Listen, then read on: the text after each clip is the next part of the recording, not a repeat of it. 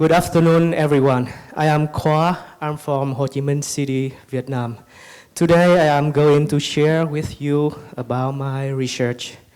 As you are here in Indonesia, especially Yogyakarta, many of you may be familiar with the term urban kampungs or urban village. But this term is actually polysemous. It holds different meanings and practice among contexts. So, how is it interpreted elsewhere? And why is Dalat, a city in Vietnam, relevant to this idea?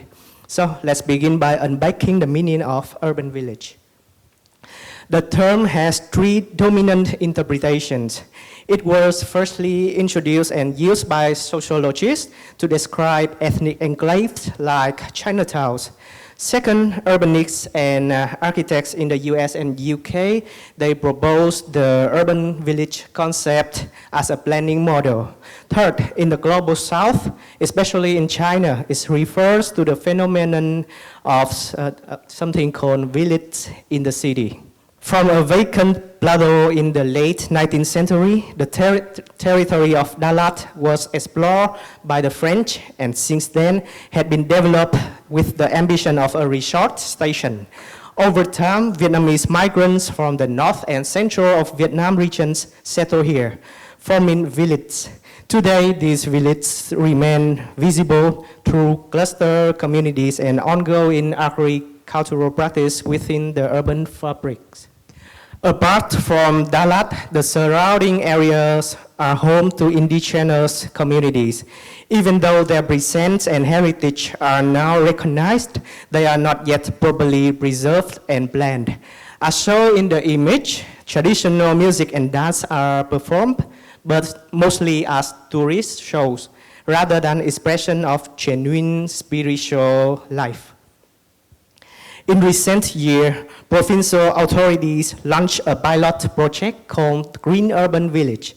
Inspired by the urban village concept of the US and UK, the model is planned from greenfield areas.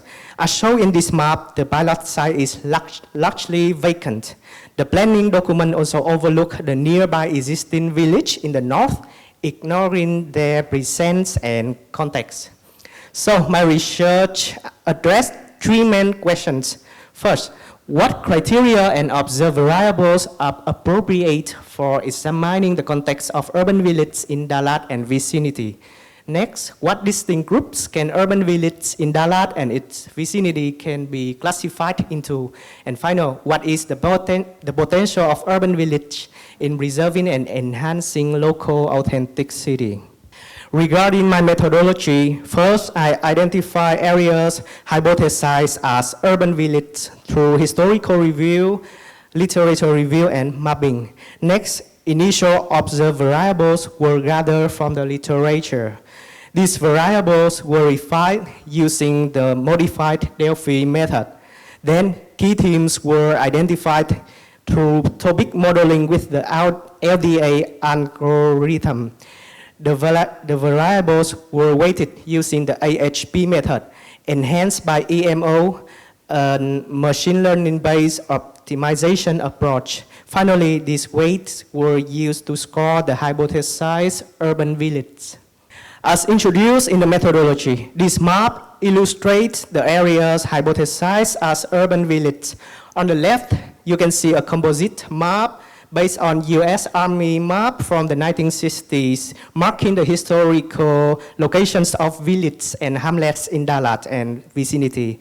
The middle one adds officially recognized Graph Village and the pilot site of the Green Urban Village project. And in the main map, the gray area represents the urban development boundaries from the current regional master plan. The hypothesized urban villages are highlighted in orange. From a review of 91 articles, I collect 433 observed variables. In addition to urban village frameworks, the literature covered traditional villages in northern and in central Vietnam and indigenous villages in urban areas in the Central Highlands, which are relevant to the context of Dalat. These variables were categorized into 4 themes: social, economic, environmental, and institutional and governance. To briefly explain about the modified Delphi method, it was originally developed by Danke and Helmer. It was then modified by Murray and Hammonds in 1995. Since the topic was already explored in literature, the initial interviews can be replaced with a comprehensive literature review, as the observed variables then went through repeated rounds of expert surveys with mean score and content validity ratio, the CVR, used to assess the consensus. Next, I use LDA, latent dirichlet allocation, to group the variables into thematic criteria. It's a probabilistic model that identifies hidden topics based on work co-occurrence. The process includes 3 main steps, which are text pre-processing, converting them to a block of words format, and then training the model. To ensure the clarity, I text multiple topic counts and select the model with the highest coherence score. After identifying the criteria, I apply the analytic hierarchy process, AHP, to assign weights. Experts compare each criterion in pairs using a 9-point scale. The process involves creating pairwise comparison matrices, normalizing the data, calculating local and global weights, and checking reliability by the consistency index and consistency ratio. However, some AHP matrices show inconsistencies, so I apply the evolutionary multi-objective optimization using the contemporary NSGA2 algorithm. This method was chosen because it can optimize both the consistency and close to the original expert judgment. It offers a balanced, robust solution, especially effective for small samples like my survey with 25 experts. To score the hypothesized urban village, then a second survey was conducted in all 77 villages with 5 knowledgeable local officials in each village. They answer binary questionnaires indicating whether each condition described by the variables exists in the village. Nearly 400 responses were collected, providing a rich and valuable source of contextual data. So now for the results. After the previous step, the optimal number of topics criteria was identified as 8. Using LDA output of top weighted works, the criteria are 1. Cultural preservation, 2. Social and spatial cohesion, 3. Urban and agricultural integration, 4. Community and social structures, 5. Addressing resident needs, 6. Migrant and ethnic integration, 7. Sustainable economic development, and 8. Environmental and ecological integrity. After adjustment, the weights show a balanced distribution of all 8 criteria, with the cultural preservation received the highest priority and the migrant and ethnic integration ranked the lowest. Out of 205 finalized variables, those from the urban village concept was the most retained, especially under environmental and ecological integrity, showing a strong future-oriented bias. Even though many villages in the city variables were rejected, a significant amount still remain, confirming their relevance. Hybrid charts from traditional villages in northern and central Vietnam were kept, reflecting Dalat settlement history. The phenomenon of indigenous villages in urban areas also remain relevant, significantly contributing to 2 key criteria, social and spatial cohesion and cultural preservation. Environmental factors received the highest level of attention. Also, a considerable number of social-related variables were indicated. This suggests an emerging awareness of social aspects of the urban village. When evaluating by individual anthropological context, either the traditional village in northern and central Vietnam or indigenous village in urban areas, the corresponding village score relatively high, showing the strong potential. The characteristic of village in the city occupy a large ratios in many of them. In case of Dalat, a village named Mang Linh also display a notable hybrid character. However, when evaluating by the local aggregated list, by the total list, the score of own village drops significantly to 35. The same situation happened in the vicinity, which can be attributed to several factors. First, most villages consist predominantly of either Gun migrants or indigenous groups with little demographic integration. Next, own villages do not meet the criterion of environmental and ecological integrity as it reflects future-oriented expectations. Also, variables associated with the urban village concept was not included in the observation assessment. Hence, in this reviews a key gap. While the existing village show strong cultural and social values, they lack alignment with ecological priorities. Time is up. Maybe you can wrap. Yeah. The pilot Green Urban Village stand out by fulfilling many observed variables linked to the urban village concept. However, it missed several foundational elements. Interestingly, the project shows almost no connection to the existing village types in Dalat. Still, 21 variables tied to the village in the city phenomenon were found, suggesting a partial acknowledgement of this urban condition. Despite several strengths, the total score based on the full criteria set is only 51, highlight that the project does not yet meet the standard to be considered a good model for urban village. So to sum up, the last slide, although the Green Urban Village was developed on vacant land, its close proximity to Dalok Village in the north presents an opportunity for strategic integration. When merged together, the combined entity reached a score of nearly 68, showing significant potential. The observed variables in this merged model are well distributed across all 8 criteria. This result suggests that integrating existing urban villages with the Green Urban Village concept can help preserve local authenticity while promoting sustainable development. Yeah, thank you. Okay, thank you. Let's proceed directly to Dr. Chaiwan for the comments. Enjoyed seeing the progression in your written submissions as well. I think it developed into a very, very interesting paper. And I am also more of a quantitative researcher, so I really appreciated the methods that you are deploying in this. And I think there is a little bit of a, is this a method paper or is it actually about the Dalok village and the Green Urban Village concept, right?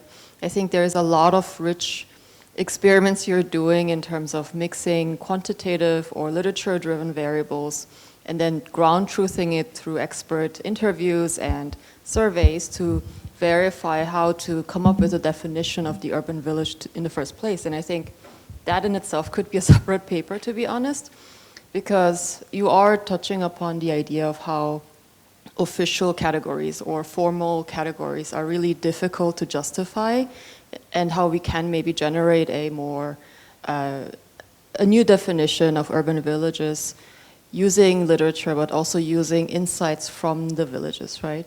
So I think that was really strong, and I was hoping that that comes a little bit more the main focus of the paper. That's just my opinion. Maybe one thing that I would like to see more is what are the variables that are expressed in the literature that don't work when we are talking to experts on the ground, right? And maybe is there a temporal dimension to it, meaning it used to be like that, but it has changed? Is that why we are seeing this disconnect sometimes? Also, what is the variation between villages? I would imagine that different villages have very different profile of what variables actually count, right? So there was a chart that shows that, but maybe this could really go a little bit further into that characterization. And Yeah, I think that was it. I was also curious if the experts and the surveys, if they actually engaged people from the community, or was it more like planners in general that know about the places? Okay, so I will answer the last question first. The expert chosen are mostly planner, local authorities, architects. Yeah, so there are many from. Many of them have like deep knowledge in terms of planning and city visualization. Yeah, however, as you say, none of them are local people. So that is one of my limitations. I mean, if you are able to integrate that in a future phase, that could really show how these different definition by actors also is different, right? Yeah, but I they involved in the second survey, in which they survey the observed variables in each village, whether they have that characteristic or not. And also I let them give their opinion and suggestion. Yeah, so they also involved. And I also thank you for your comment about further develop my papers. I think it's very nice, and also it's my intention, because after this I will filter out which one are the possible urban village to be developed, and then I will try to dig deep into them to classify them into more detail of their uniqueness characteristic. Yeah, thank you. Okay, next with Dr. Ant. Okay, congratulations, although it's a bit longer than I expected, but you know, like I said to you before, it's a very heavy load of work, and then trying to condense in a presentation or a paper, so it's a good effort. From my point of view, you know, I agree with Dr. R that just one objective could make a good paper already, and I now focus on that one paper. Okay, so you start with the ethnic and enclaves as one of the starting point, and I think it fits to the case of Dallas when we have so many ethnic communities, but you've forgotten the scale of the population and the scale of lands that those communities, occupies and practice their different culture, including daily life and agriculture. Because the larger and stronger, the stronger, or the more population, you know, they should have the stronger power to avoid, or maybe at least to protect their own community from urbanization. The second term that you include the village in the city. So without the invaders, right, the one who migrants and settle down, without them, you know, those village could not become urban village at all. So the village in the city start to appear once, you know, the different people and French start first. So the mix of Western terms of village and the local terms of village is very initial from your, research. And I think you should exclude the term urban village, because they're only two. And urban village is the overlapping of two circles. If you add the urban village, somehow, you know, it's not your, because urban village is more than that. No, urban village for Dallas is the combination or overlapping of village in the cities by the French first, and then the King later, and other parts of the Viet Nam migrants, and the ethnic community village. So if you start from that, you may reduce the numbers of literature that you read, and also make the criteria for recognizing, you know, whatever the overlapping area more, you know, understandable. And also, you know, if you're focusing on the ethnic communities, the term that you use to survey could make, them easier to understand, because I don't really think that, they understand whatever, you ask them. It's so, global. It's not a term that's, the local people or the native people could understand, because you don't use the term that they use. Okay, so that's from the framework. I think the second point I want to make is the survey. You should have the pilot survey to adjust the framework first, to reduce also the number of work or the load of work that you've done. To me, I'm not totally agree with the framework with the long list of, different criteria that show strength to the local people, that exclude the size and scale of the population and the lands that they build in accordingly to the scale of the urbanization, the village that you hope to propose. It should be the balance, both population, the balance between agricultural lands for the villages, the community, ethnic communities, and the newcomers. And also in terms of the transformation, there's not just ethnic communities that create their own village, but also the migrant who comes from different places, but they gather according to their homeland. So if they're coming from Haiphong, for example, they're going to decide a place to gather. So anyone from Haiphong would stay at the same place and practice the same, daily life and whatever, culture.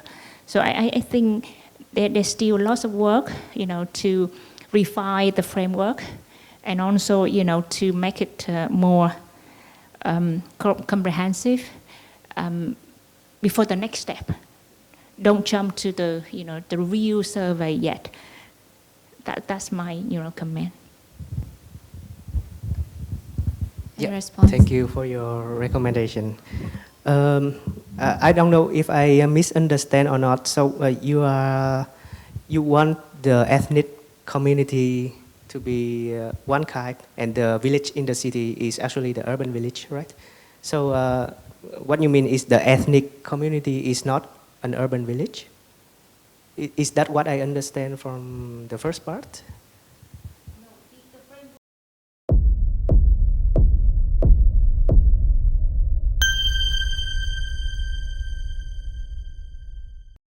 Thank you, Ibu Dr. Lulut.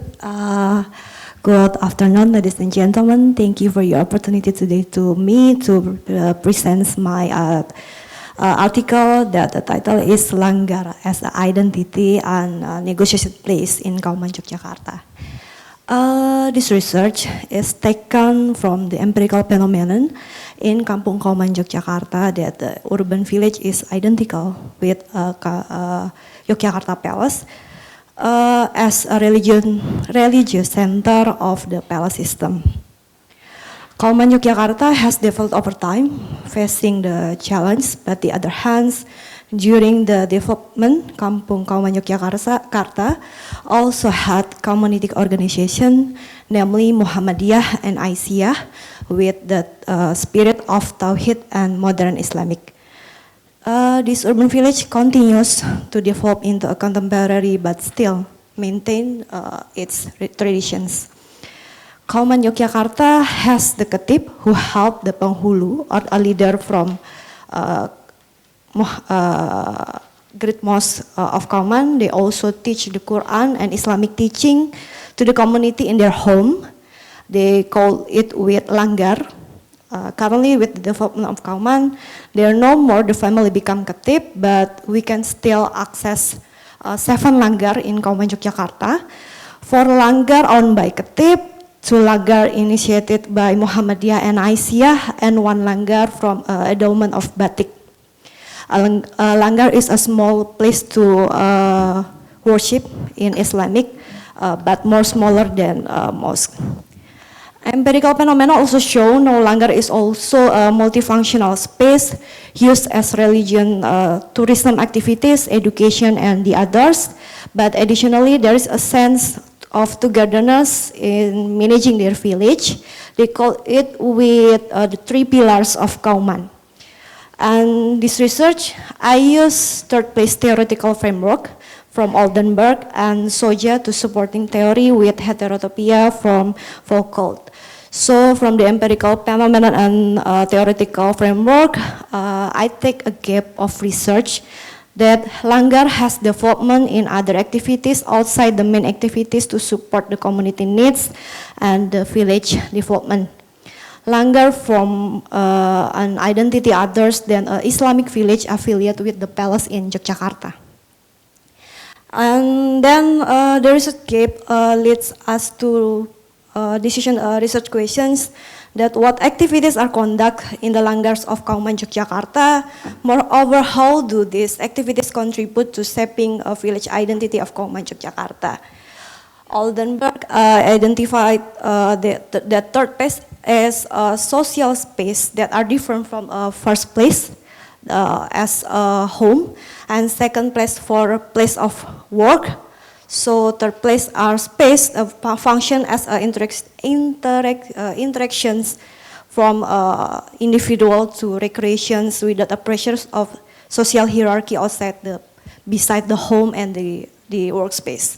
On the other hand, in urban context, we have the third space that describe a dynamic space where social, political, and cultural identities meet the influence each others. I use this third place perspective to understand the role of the Langgar as multifunction in Kampung Kauman Yogyakarta. This research uses a qualitative approach with a case study method, and I collect data from interview from the community, from the leader of Masjid Gede Kauman, and the visitor and residents in Langgars. The Langgar is in Kauman has undergone change in function over the time, but the existing of the two of Langgar, the owned by Ketip, still maintained, intersecting with the heterotopia theory and the third space from Soja, that Langgar reflect the social and cultural transformations that occurred in Kauman Yogyakarta and emphasize the cultural spiritual identity and the community in the past and in the present as a part of Yogyakarta Palace. 1 minute. Okay. Meanwhile, the Musola Asia symbolize the presence of Asia organization and Langgar Az-Zakirin as the statement positions from Muhammadiyah and Aisyah in this kampung. As a negotiation space, Langgar, the other Langgar still maintain with traditional value and traditions different with the Muhammadiyah value. So we can see how about the tolerance about the Ketip Langgars and with the modern Islamic as a negotiation space, then Muhammadiyah can be accepted in this society. Thank you for your attention. The material is a part of my dissertation, and your recommendation is more valuable for me. Thank you. Okay, I will give the microphone to Dr. Phuti Hong An. Thank you. I know a new space and the new life of that space. And the paper, to me, I read from the first place and improved, and your presentation is very good timings and clear. I have looked at the dictionary to understand what these Langgars exactly mean, and I start with the kitchens, and then she reminded me that no, it's not a kitchen. And according to definition, it's a small space within a temple for people to first worship, and then later on, different activities happen there. Okay, so it's and how you think that the distinctive characteristic of Langgar could be effectively transformed to today spatial organization of the new temples, right? Okay, so all good, but my question, I have only one question. I'm an architect, so form follow function is one of my my best understanding. As the function change, right? Is the Langgar physically changed to adapt in terms of scales and morphology? And then is it any relationship between that scale and from morphologies of Langgar to the temple itself, because it belonged to the temples. Now, how, you know, the new life of that? Okay, I try.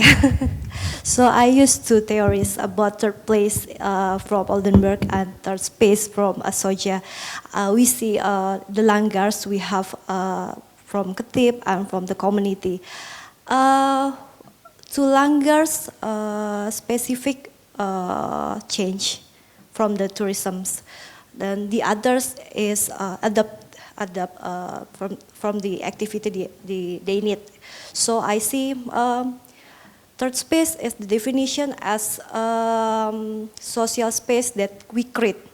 But we see in Langgar in Kauman Yogyakarta, any Langgar change as they have a main activity still maintained, but they at the others not. So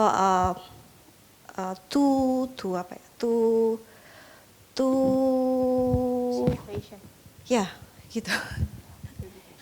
I mean, so they have to categorize any adapt and no change.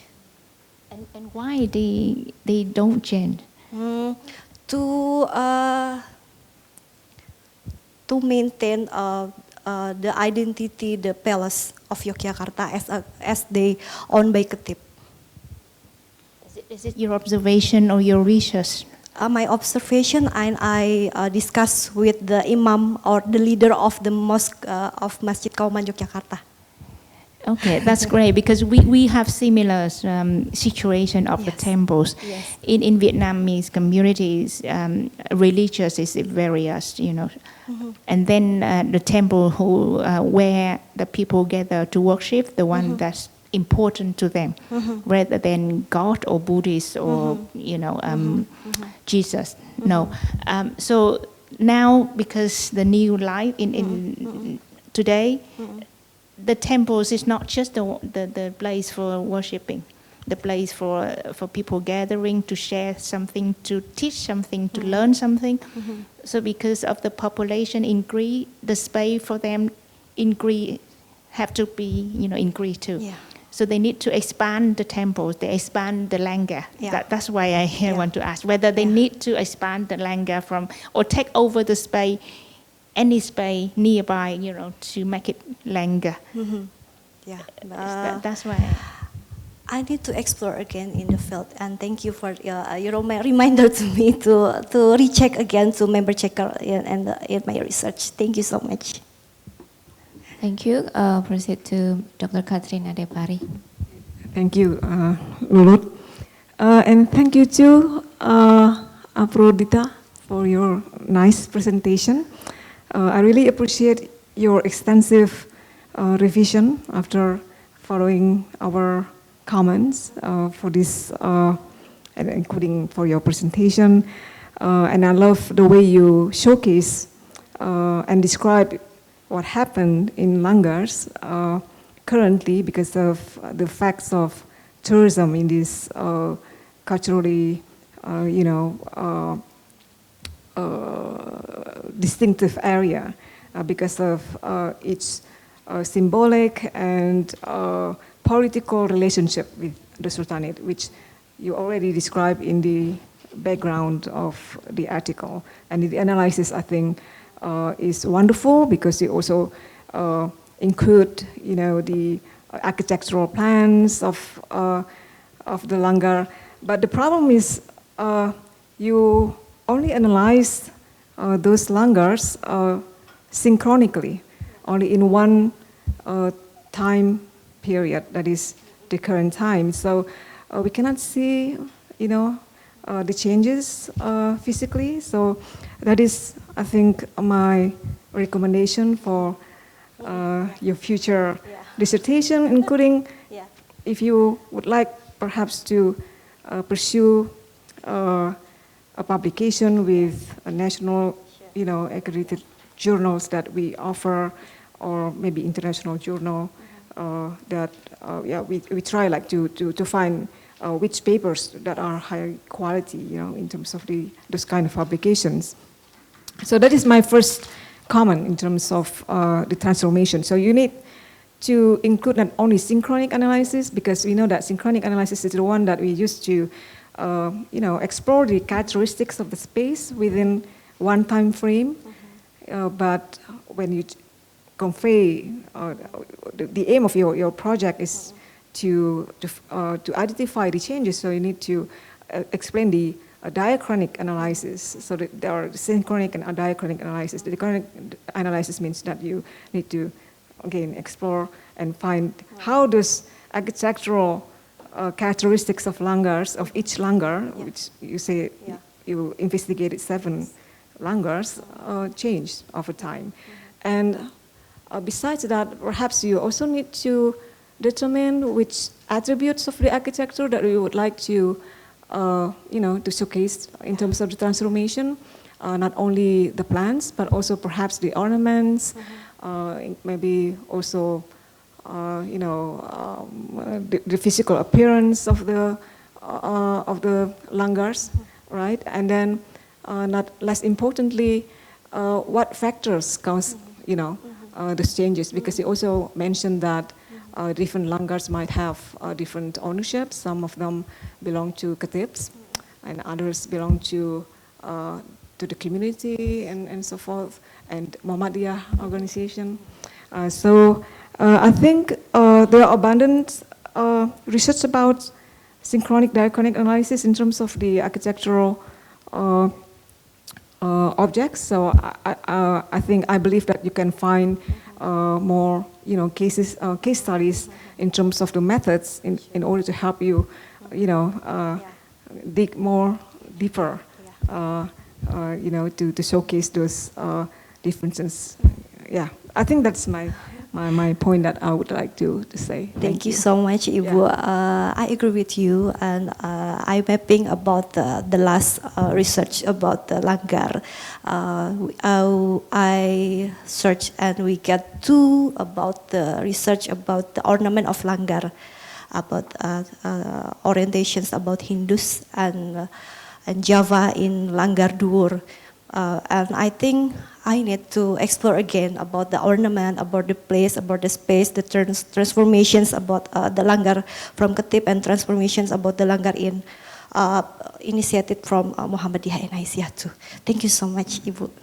I also agree with Putih Hong Han, because I think you need to delve more about the history of this area, so people can. Yes. Yeah. Okay. Thank you so much. Thank you so much, Ibu. The Langgar doesn't sit itself; it have relationship with the surrounding area, indoor and outdoor. I think you have to open up your Langgar to.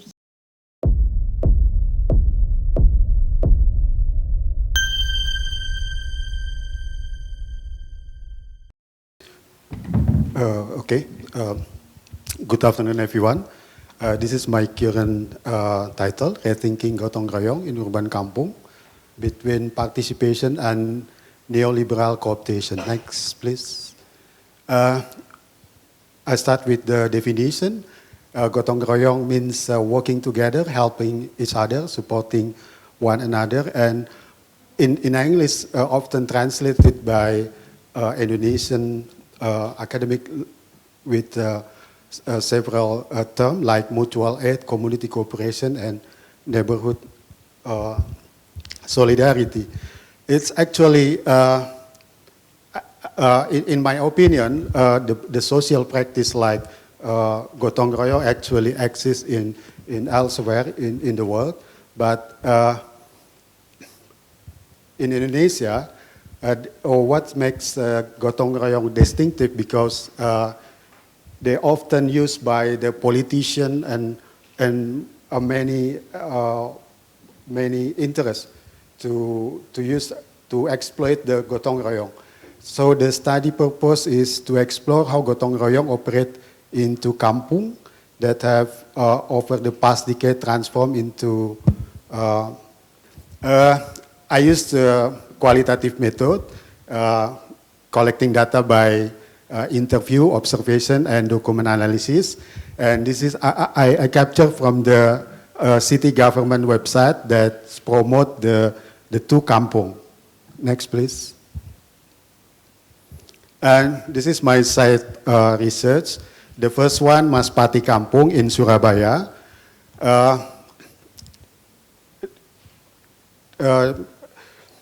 For Mas Pati Kampung, they stand in the most resident on their land with certificate and also Petok D, still the previous one. And for the Jodipan Kampung in Malang, it is actually the land state by owned by the state, or the state, the city government said that this is actually illegal settlement. Next, please. This is the social profile for the two kampung. For the Mas Pati, mixed income profile, and most of the household completed high school, but in the Jodipan, most of them is the low income, and the education background mostly elementary school and elementary school. And social institution, I think it's similar to other kampung. There is community association, neighborhood association, women organization. Next, please. For the Gotong-Royong as social I think this is the main focus of my research. I divided Gotong-Royong into 3 degrees. The first for the Gotong-Royong as social spontaneity. This is exists in the two kampung. The second one, next please. Gotong-Royong as the general collective action. What differences, the next please. The next is Gotong-Royong as a strategic collective action. What differences between the strategic collective action and regular collective action is for the regular collective action, it's like often mobilized by the government. But for the strategic collective action, it's more deliberate collective action. The next, please. Next.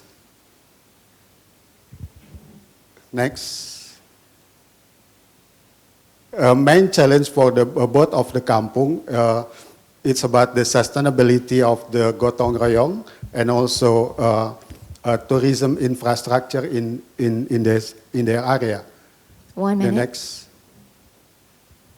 The conclusion that Gotong-Royong is not just cultural nostalgia, it is potential to push to be survival strategy, organizing to community organizing, and also to production of urban space. But glorify Gotong-Royong alone is not enough. They still need the state support to make the Gotong-Royong has impact in political and transformation potential. Thank you.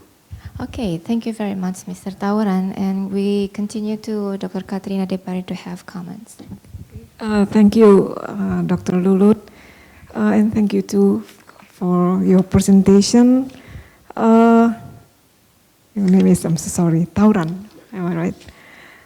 Okay, yeah, I think your presentation and your paper, I've read your paper, the revision is very well written and well structured. After following our comments, of course. And here you said that your study is aimed to examine how Gotong-Royong operates amidst neoliberal urbanization by comparing two kampungs, right?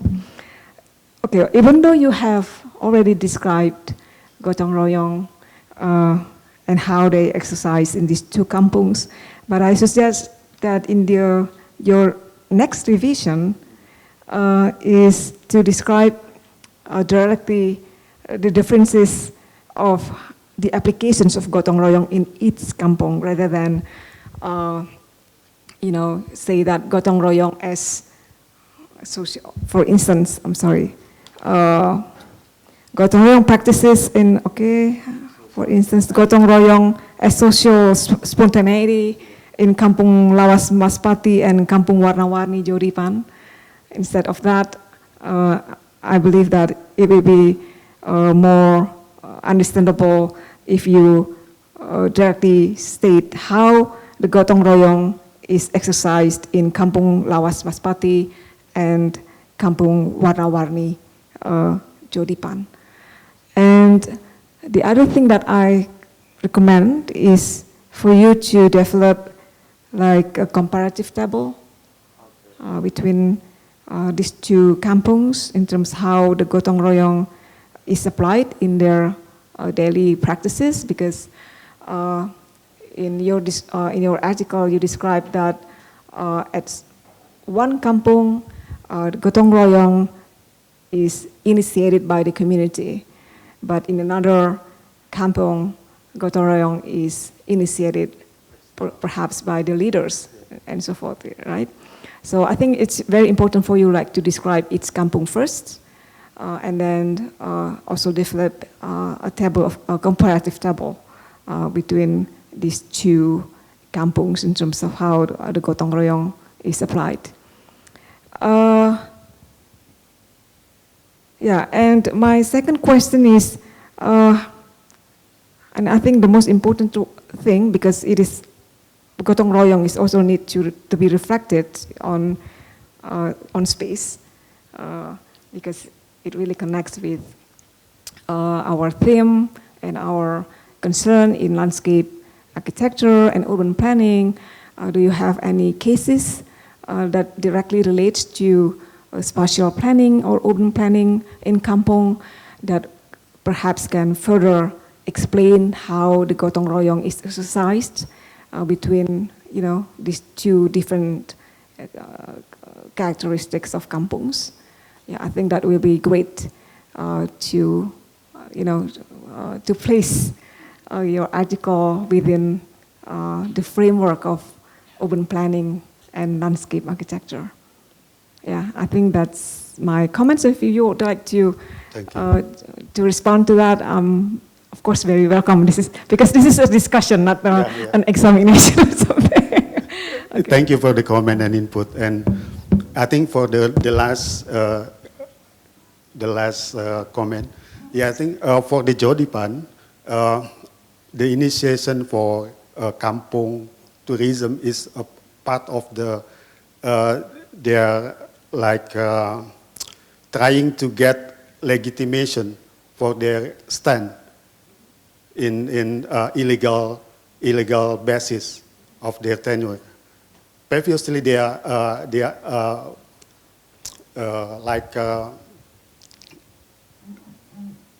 considered as the illegal, so treated by the eviction by the government.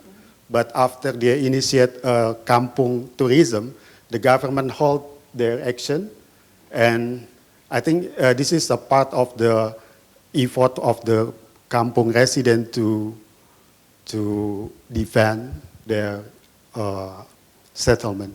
Okay. So do you think that this Kampung, which has this shared history among the residents in terms of the illegal ownership of the land, has a greater social cohesion than the residents in another kampung because of their same history? Sorry? Do you think that these residents who have live in the illegal land, of course they have shared the same history and background because of that, do you think they have a greater social cohesion rather than the other residents of kampung? No, I think Maspati more stronger in the social cohesion. Mm-hmm. Yes. And I think it's related to the tenure basis of the land. Mm-hmm. Because when the people has ownership on their land, they're trying to maintain the land, maintain the building, maintain the kampung. Mm-hmm. But opposite to the Jodipan, previously they ignoring to improve the settlement because they don't feel like it's their mind. But after they get input from the external to initiate Kampung tourism, they change the mind, they change the practice, they're trying to improve the settlement and get appreciation from the city government. And the discussion from the city government to demolish the Kampung is halt because city government said, consider it as part of the city tourism, something like that. So what are the differences, I mean, the main differences that you would like to convey in terms of the Gotong-Royong practices in these two different kampung with, of course, different history? What I want to say based on this research, that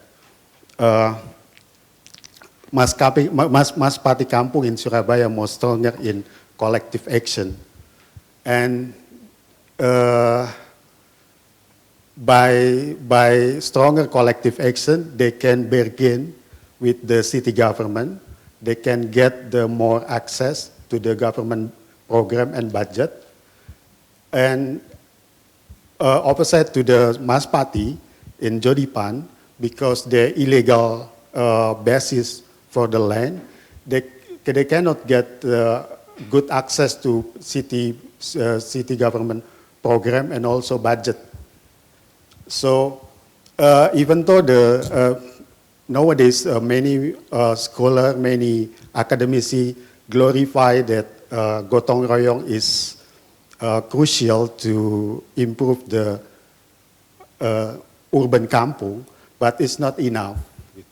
It's not enough because even though Maspati and also Jodipan, they still need a government intervention. Okay, thank you so much, TAURAN, for your explanation. Okay, I will continue to Dr. Rani and Carnation for comments. Thank you. First, let me congratulate you, TAURAN, for braving in pursuing this topic, which is quite well researched in literature, both under the subject of Gotong-Royong and the other one involving kampungs.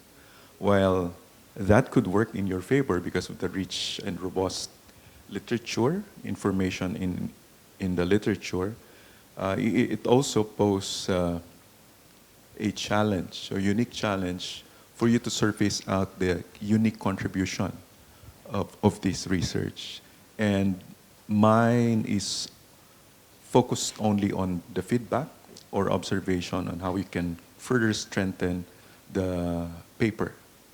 I observed that in your presentation as well as in your paper, you selected kampungs in Surabaya and the other one is in Malang. And you further proceeded with a descriptive presentation of the characteristics or the profile of these kampungs.